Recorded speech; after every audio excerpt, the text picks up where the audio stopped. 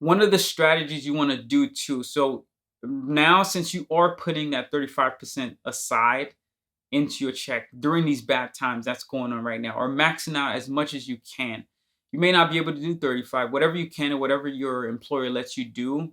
And if you're independent, then you have the full flexibility of just like dumping into it. Like I'm independent now. My 401k plan is under Charles Schwab, so I can invest in pretty much anything in the market. But if you're limited by the employer of particular funds, what you want to do is look for the 1 year mark, the 5 year mark, or the 15. Sometimes they may not have the 15, they have the 10 or even the 20. But you want to look at the short term, middle term, and long term, pretty much. So those numbers I'm giving you are just like average. You want to see what they have been returning. They should be doing at least 10 to 15%. If they're not, I would not suggest you invest in those funds. So those funds that are doing like those averages, you want to find the one that has the biggest upside.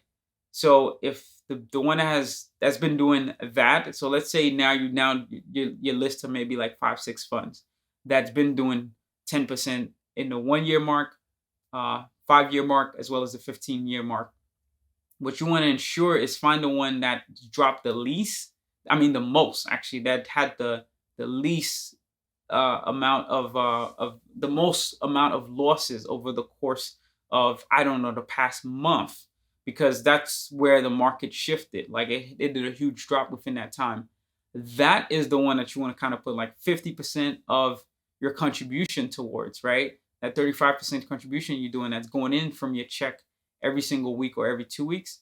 That's the one that you really want to put like that 50% of those contribution towards. Now, the other 50% that you have, what you should do is distribute it evenly across the other ones.